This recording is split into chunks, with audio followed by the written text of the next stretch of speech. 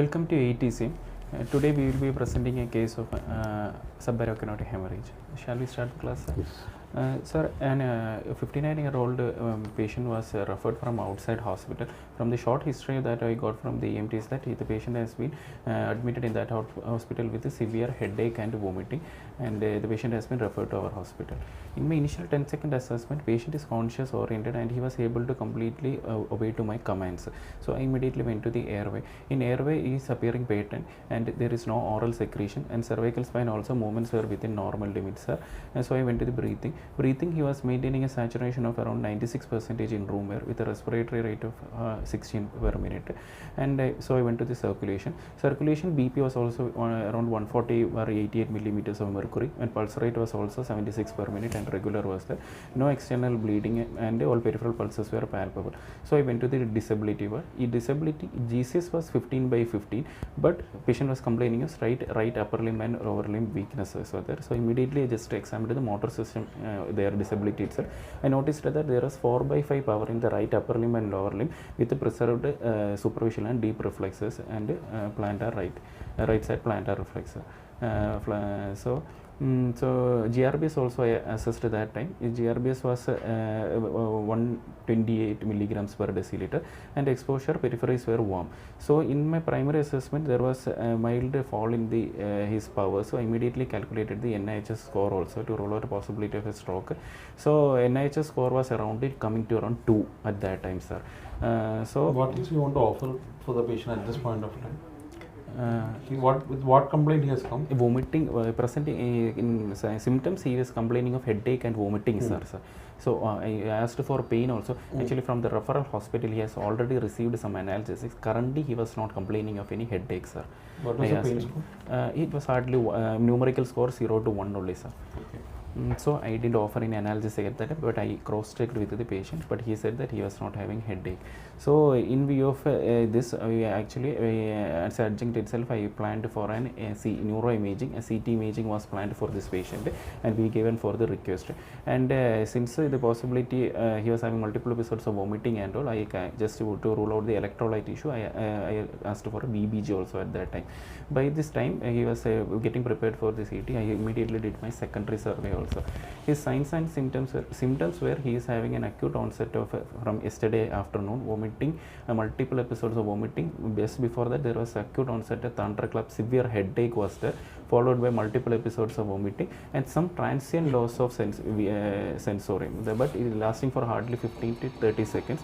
Immediately he regained his consciousness and he was having some heaviness of the right upper limb and lower limb while movement. This was his presenting complaint. So by evening, in view of persisting headache, he went to the local hospital, and from there he was referred to our hospital on next day morning, and outside neuroimaging was not done, sir. Can you just elaborate on that headache part?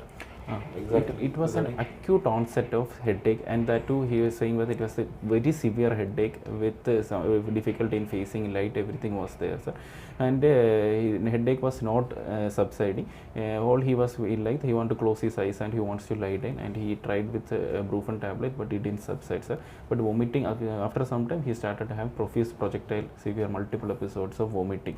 Unilateral, bilateral? Severe bilateral headache. It was bilateral headache. Radiation, anything? No radiating, but he was complaining entire neck pain was there, sir. He was complaining neck pain. Headache with neck pain. Okay. Then? So what will be the classical history that you will give? You said it is SH as such. What will be the classical history that they will be giving when you ask them? They will saying that it is an acute onset worst headache they have ever experienced in their life, and it will be an acute onset, and following which there will be multiple episodes of vomiting, headache will be persisting, and usually vomiting per se as such may not be there for all the patients, but usually the classical presentation they will have the worst headache of their lifetime. So what will be the close differential that you need to think of? We should possibility of migraine should be severe cluster headache, migraine should be Is it a simple migraine? No, sir. Cluster in case of this patient is having what now? Headache with what is the weakness? Weakness side also is there. So sir. it's a simple migraine? No, sir. Todd's paralysis is a possibility. Migraine can have any other variants. What do you mean by complicated migraine? Or with focal neurological deficits can be there. Hemiparesis, transient weakness. You can have it in migraine. So So that is one of the differential. Can they have vomiting in migraine? Yes, sir, of course. Vomiting. So what will be the history in migraine? Vomiting in migraine, the patient will be complaining of a throbbing headache will be there, and it will be usually unilateral and associated photophobia, as you see, and dysmorphism, various other symptoms. What will be the other history that you will be able to get in migraine? After vomiting, his symptoms might relieve, prodromal symptoms might be there, and he will be giving a similar history in the past. Previous history will be there. History. And so that's a very close differential, sir.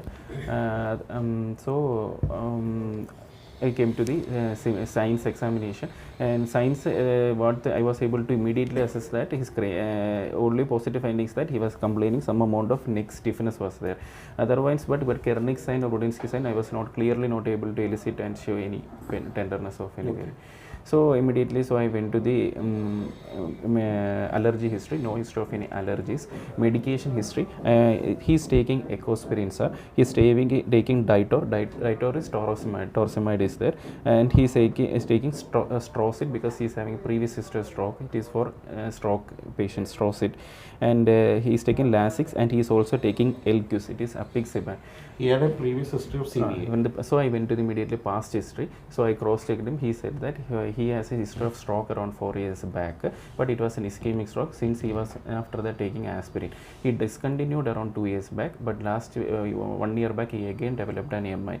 Then at that time he restarted again, started on anti-epileptics, but bystander doesn't give me the history. Angioplasty, anything was done, but he was started on antiplatelets. So basically 4 years back he had an ischemic stroke, for which he was on Ecosprin. After that he discontinued it. 1 year back again MI. Okay. After that he's on regular medication of these medications. But 2 or 3 months back he had an episode of COVID also, and post-COVID prophylaxis he was on anticoagulant Apixaban twice daily. Okay. Why he is on Apixaban? For all COVID patients we don't give, sir. So which group of patients you need to give Apixaban in COVID? This kind of high risk patients with MI, recent stroke, everything we can give, sir. So high chance of coagulation, hypercoagulable state. State. Already he had a previous history of an ischemic stroke. He had a previous history of MI, so definitely is a high risk. Yes. So they were being continuing on Apixaban, which is a factor 10 inhibitor. Factor 10 inhibitor. Okay, fine. So this was his event that So past at history. present the patient is on Ecosprin and Apixaban. To antiplatelet and anticoagulant. So any other history that you wanted to ask here? Um, A patient is already on a dual sort of an anticoagulant. We can ask for any other bleeding tendency, like melena is there, bleeding from gums is there. Okay. Before headache, anything that can any precipitating factor, for example, straining while passing stools or severe cough or anything was there. Or mild trauma should be trivial traumas. That should be the history. From the history, before this event nothing happened, but while he is transiently lost his consciousness, bystander is confused whether he had sustained a head injury or not. Okay. But this was post his symptoms, sir. Okay. So unlikely it may be a traumatic issue. So he would have developed a weakness and he would have had a fall, Yeah. or not fall followed by a head injury. Head injury. Probably the insult had happened and he had a weakness and he had a fall. Fine. So then I went to the head to foot examination. So I system-wise examined, in CNS I examined, he was conscious oriented and he was able to completely obey to my commands. So immediately first I checked the motor system. What is the pupils? 2.5 mm bilaterally, it was reactive, sir. No, so motor system, he examined left side upper limb and lower limb 5/5 power was there. Right upper limb initially itself I checked it was only 4/5 power, still persisting like that. And sensory system, he was able to appreciate both soft and hard touch, which I did quickly. He was able to appreciate in all 4 limbs, sir, and as well as in the trunk area. And cranial nerves also I examined the I was not olfaction, he is appreciating smell, and 2, 3 and 6 I examined his movements, range of movements and pupils, everything were within normal limits, sir. And face sensations were present, so 5 was also intact. Then 7 his facial muscle movements were within normal limit, no deviation of angle of mouth. Hearing perceptions were within normal limits, sir. And and his gag reflex were present, and he was able to shrug his shoulders, and he is able to, his tongue power also cranial with nerve cranial involvement is nerve normal. involvement were within normal in the initial examination. So suppose what all you can anticipate to have Sir, cranial nerve involvement in such a patient? If you are assessing SAH, the most common nerve to involve is third nerve. Third nerve of the oculomotor nerve can be involved, sir. As a result? It can be RAPD can be there, and patient can be having indirect reflex can be affected, sir. So this patient, but and after third nerve, abducent nerve is the most commonly affected nerve. But It all depends upon the site insult, of aneurysm. For example, if it is anterior communicating artery, the patient can present with unilateral lower limb weakness or something. If it is in the base of cerebral artery, the patient can have severe cervical tenderness, anywhere can be there. So, head to foot examination, cranial nerves were also within limit. Reflexes, superficial and deep tendon reflexes were also within normal limit. So I moved on to then higher mental functions and memory and cerebellar signs were. Cerebellar signs I didn't elicit that time because he was about to get shift set. So I quickly checked the cardiovascular system also. S1, S2 was present, and IB did just a screening echo also. I immediately did because he was having right side weakness. I couldn't find any LV clots were there, but severe LV dysfunctions were observed, sir. No murmurs were audible, and respiratory system also. He was air entry bilateral equal, still maintaining the saturation and maintaining a normal respiratory rate. And GIT also per abdomen was soft, non-tender, and bowel sounds were within normal limit. Other musculoskeletal system examination of focal neurological deficits were noted, sir. We have a 50, what is the age? 59, sir. 59-year-old male who had come with a sudden onset of headache with a background history of an antiplatelet. He is on ecospirin and an anticoagulant, apixaban. There is no history of any trauma, fever, no history of fever or anything, headache, vomiting, and with a full score of GCS. And with a minimal right-sided hemiparesis. So that is a history. So he had a previous history of stroke and MI and a recent post-COVID infection. So with my provisional, I came with just before CT. Our provisional diagnosis was highly suspecting an intracranial bleed was suspected in this patient. Rather than having a subarachnoid hemorrhage, our first differential will be an intracerebral hemorrhage. With the background history, he is already on an antiplatelet agent and anticoagulant. Right-sided hemiparesis. That is the first differential that we will think of. So immediately, anyway, we shifted the patient for the CT. Low GC, good GCS, we shifted him for CT. After the CT was suggestive of anterior cerebral area, and SAH was noted, sir.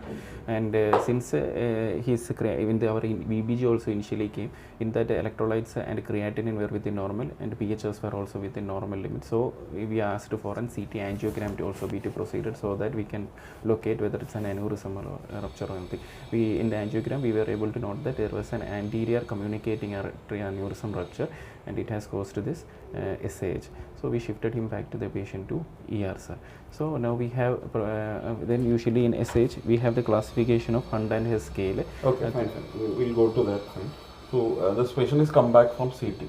So that is a present scenario. Yes, now we'll have some. We'll do some hypothesis of whether what is going to happen. Yes, suppose this patient have a sensorium have dropped. Yes, sir. Okay. So what will be your next step? So the nurse is coming and telling us that his GCS has fallen by 2. It was 15 by 15. Now it is somewhere around 13.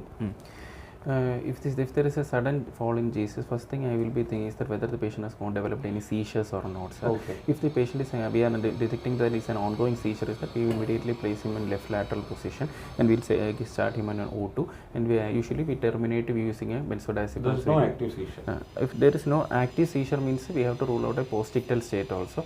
Anyway, we immediately can repeat the GRBs. We can immediately check the VBG and see whether the lactate or anything has been elevated or not. If there is no features, no hypoglycemia, no lactate elevation, no then next thing we have to think that sudden rise in an intracranial pressure should be thought. So we have to rule out any Cushing's reflex signs are there or not. Patient having bradycardia, increasedness. Reassess the patient. That will be the primary survey has to be reassessed, sir. With more specific into a pupillary resize, any asymmetry that has started set in and all those things. Has to be done. Okay, fine. So if there is in the primary survey anywhere, if there is a further, if the airway is not patenting or breathing he is not maintaining saturation, then immediately we will have to intervene. With the low GCS, we will have to go ahead with the definitive airway, sir. Okay. And so definitive airways are anything. So in this particular case, say how will you plan for what are the drugs and how will we go about? So was there any ECG taken in this patient? ECG was later taken, sir, and and troponin cardiac sensor also sent, and ECG was in. ECG was showing a normal sinus rhythm. With my only positive finding was mild QTC prolongation was there around 490. Otherwise, he was having a normal sinus rhythm, sir. He had any previous history of Yeah, but there was no significant old age STT changes were not noted, sir. So what is the hemodynamic parameters and reassessment? Our patient was always meaning hemodynamic stable. As of our new scenario, the patient might have gone into sudden, there might be fall in BP, there might be fall in saturation, patient has can go into bradycardia, anything can happen, sir. QTC you said 490. 490. So what is the significance of this QTC now? QTC prolongation, if it is there, because giving Specifically drugs for this patient, QTC is 490. So what are precautions that you will take in the emergency room? while giving any drugs, we have to see that development of VT, ventricular Which drugs you will prefer to avoid? Which drugs, what are things you need to evaluate? Drugs like amiodarone should be taken care of. Other than that, serenase, haloperidol, anything can go. Because the most important thing is that he might have some alters in sodium. Maybe he will start some withdrawal, we don't know. Yes, and the most important is that the patient, we commonly use a lot of haloperidol for this group of patients. Yes, sir. So you have to be very cautious in giving High haloperidol. chance I can go into VT. Ventricular arrhythmia, VT or VF, whatever it is. Then, so how will you evaluate this prolonged QTC? Usually we first and foremost we have to rule out any electrolyte issues that like hypocalcemia is there, and if there is no electrolyte abnormalities, then we have to cross check his previous ECG and also make sure that he is not on any drugs that can cause QTC. And there are a lot of other causes, even congenital conditions, Romano-Ward syndrome, other conditions are there which can cause QTC prolong. Drugs can cause, and post-MI as a sequelae there can be QTC prolongations. Okay. So QTC is one, why I want to discuss is one of the important thing that we might miss an ECG, because whenever we will be taking an ECG, but majority of the time we will miss it, and the patient can go for a fatal arrhythmia, where we cannot revive him back. So always whenever you are taking ECG, at least make sure that it is been measured, and if you are seeing a prolonged QTC, you avoid the drugs which can prolong the QTC and try to find out the cause why he is having a prolonged QTC. Yes, sir. If you want to secure the, if you want to go ahead with the definite individual, second we will following the 7 P's, sir. We will have to pre-oxygenate the patient. If now our patient is already maintaining 96%, or we can give an O2 mask with a reservoir, and we can start him in with a high flow O2, 10 to 15 liter O2, and make the saturation 100 and wait for 3 minutes for proper pre-oxygenation. And for this patient, as a pre-medication for an anxiolytic purpose, we can give short dose of fentanyl. Maybe 0.5 microgram per kg fentanyl can be given as an anxiolytic drug, and as a induction agent we can select an this patient having a CAD, so a cardioprotective agents like ethomidate can be used, sir. 0.3 mg per kg ethomidate can be used, and for muscle paralysis we can use for a non-depolarizing or a depolarizing. Usually we use, will be assessing the airway, difficult airway. The difficult air, yes, sir. So that assessment you have to include. Because once you want to go to give administer paralytic agent, yes, sir. Before that you have to make sure. Since he is a conscious patient, we can directly assess for the Mallampati score, sir.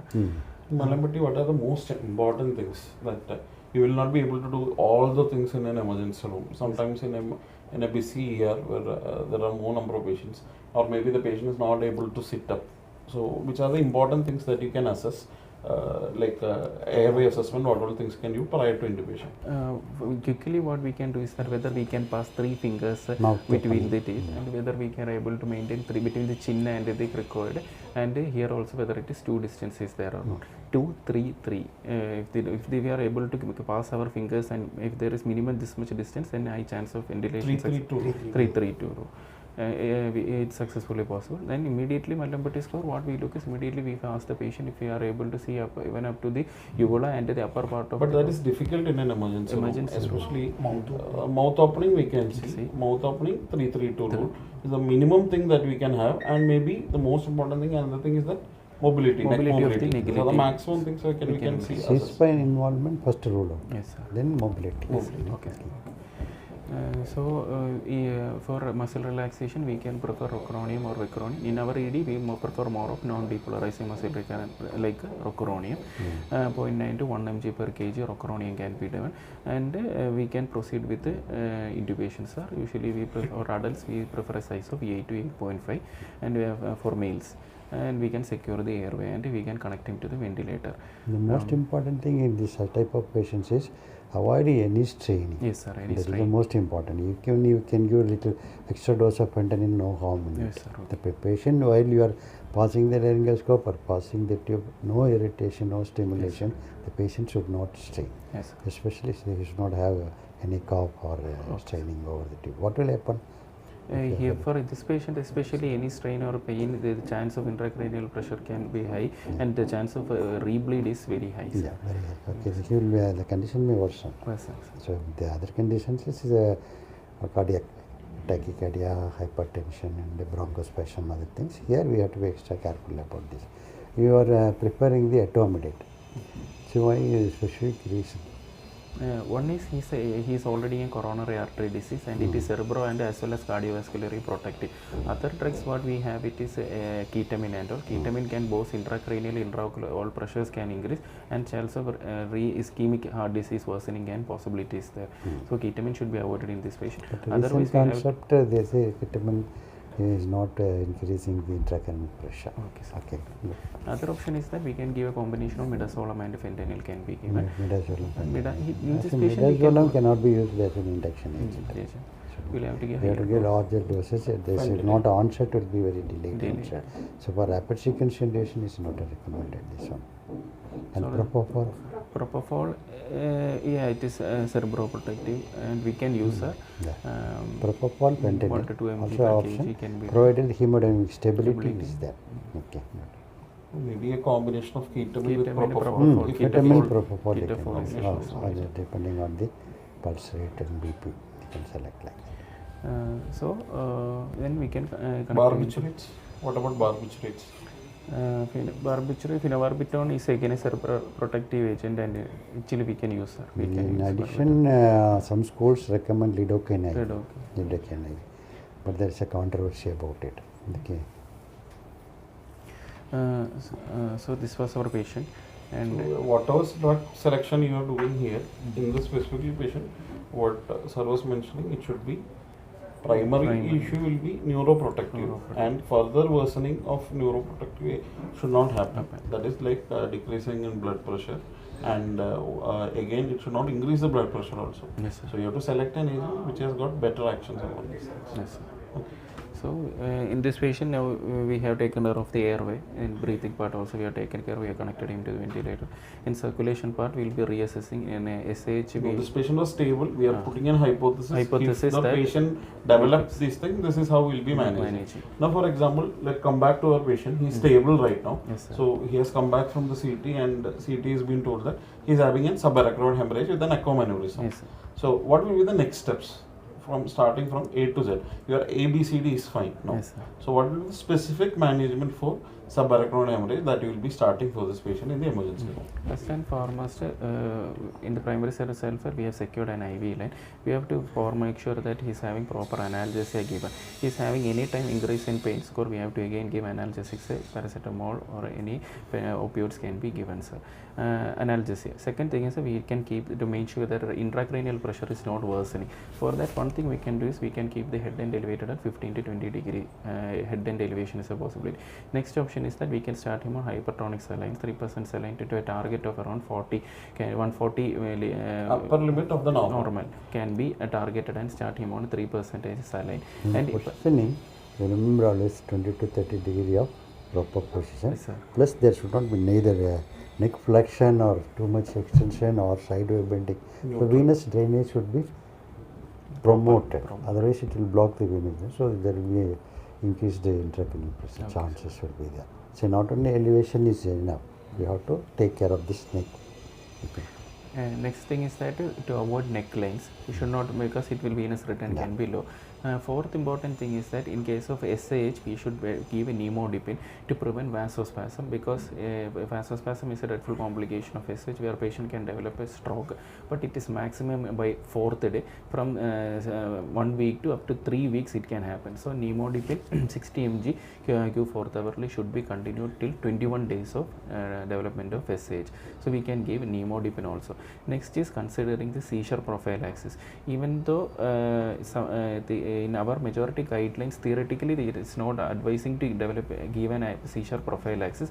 Practical aspect, we recommend to give a seizure prophylactic agent, because such patients, if he develops seizures, chance of further bleeding is very high in case of aneurysms. So we can start him on levetiracetam, levetiracetam 500 mg BD should be started. Eptoin should be avoided. Phenobarbital also can be used. That is regarding anti-epileptic. And next is giving analgesia, proper hydration. Usually in this case there is 3 H's. Patient should be given hypervolemia. His fluid status should be kept high. Next is patient should be slightly hypertensive. BP should be, we should allow to keep around 140 to 160 should be maintained. That is one. It should not go very high. It should not go very low. So in order to maintain the cerebral perfusion pressure, you manage the MAP. The cerebral perfusion should be targeted between 60 to 70 should be maintained, sir. And these are the major things that to be taken. Hypothermia, avoiding hypothermia, hypoglycemia, hyperglycemia also. So this is the main. Then any ventilatory strategy, suppose the patient In goes- case the patient develops increased cerebral pressure is high, in ventilator what we can do is that we can target for the lower limit of the PCO2, How so much? that we can target around 30. We can 30 to target 35, lower limit of the normal. normal should be targeted. So that low PCO2, so there will be vasoconstriction and the cerebral perfusion will be coming down, sir. So that is one ventilator strategy. Complication of vasoconstriction. Again stroke, sir. Patient can develop Cerebral blood flow will blood be flow. reduced. Patient again, yeah. So however you have to remember the formula. Yes. Then anything else? Then initially No, with the rate of the ventilation. Respiratory rate. You want to reduce the pressure suddenly, intracranial pressure, what will happen? sudden reduction in intracranial pressure will again develop in coning and Increase the bleeding also. bleeding Just chance. more space will be created and this already sealed vessel may open. And for this patient, since he is having already on anticoagulant, we should stop the anticoagulant. And even though he is in APIC 7, only the way to monitor is that the patient can have the factor 10A level and all. And for factor 10A inhibitors, reversible agent is available, but not in our country. And Dilexane alpha drug is an alpha, but it is not available in our country, sir. So when the patient is on ventilator under anesthesia, the muscle paralysis and all, if the patient is deteriorating, how will you assess clinically? If any patient on ventilator deteriorating, suddenly again reassess a doc. We make sure that displacement of tube is not there, any obstruction is not there, any equipment failure is not there, any ventilator synchrony is there, not there, secretions are not there. We will be assessing that, sir. And for this patient, in spite of if the patient's condition deteriorates, we should think of the further worsening of the IC bleed should be taken, and emergency repeat CT has to be taken. And a life-saving measure, if in case for raised ICT, we can give mannitol. So you have to reassess the thing, selective pulse and other changes also. So that will be the clinical indication, immediately you will come to know. Suppose again the CT has come back, the patient is back to you and CT is normal. Okay. Sir, in SAH, the CT CT is normal. For the same patient, CT is normal. If you are having clinical suspicion of SAH still persisting, for example, this patient, if the CT is coming normal, one thing what we can do is that we can do an LP. So to have a proper indication is that if the CT is done too early, like more less than 6 hours, or the patient has been, the CT has been read by some wrong person, and if the CT is coming as normal, if you still have clinical suspicion, it's better to go ahead with an LP. In LP, CSF study, there might be RBCs detected, or we can see lysed RBC with the xanthochromia present in the CSF. Then again, it's suggestive of an subarachnoid hemorrhage. What is the sensitivity of CT? CT is almost 99 to 100% sensitive, sir. But still, early CTs can be Very less likely that you will miss miss one. a CT. But there's a possibility also that if it is very early, as you said, within 6 hours, we can think of lumbar puncture and look for Sanderson. In LP also, maximum sensitivity is in 12 hours. Okay. See, what about this antiplatelet patient is on antiplatelet agents? Yes, sir. We will have to Doing discontinue anything, time. special precaution you have to. We will have to discontinue the antiplatelet as well as anticoagulant for the time being, sir. And we will have to restart only after a proper consultation and after proper clipping of this. LP will do any complication because of LP ideally 24 hours before an LP if we should stop accidentally puncturing a vascular Vascular lesion, there will be hematoma formation, formation. and there may be compression over the spinal cord. That you have to keep in Yes, mind. So it should be gently done. In the first attempt, try to get it. Use a minimum 26, 27 needles are also now available. Go for not a wider bore needle, 22, 20 and a little bigger. Okay, sir. Any role for EVD? Sir, this the patient, if he developed a hydrocephalus, EVD has a role. We can place the EVD and drive the So hydrocephalus. that is deterioration. Again, you have to look for, as I said, maybe in hydrocephalus can be the deterioration. Maybe that can buy some time until the definitive therapy is taken up. So what will be the definitive therapy? Definitive therapy of SH, two possibilities there. One is that open craniotomy and do a clipping. Orally, we have to go for intravenous and going for coiling. And studies are showing that coiling is having much benefit over clipping because mortality and morbidity is less. Any other evaluation that you want to do for this patient? Somebody has come with aneurysm. Sir, we have to rule out polycystic kidney disease because in that berry aneurysm is a common thing. We have to do an ultrasound abdomen also. We have to do. Anything more? Good. Okay, sir. Thank you, sir. Thank you.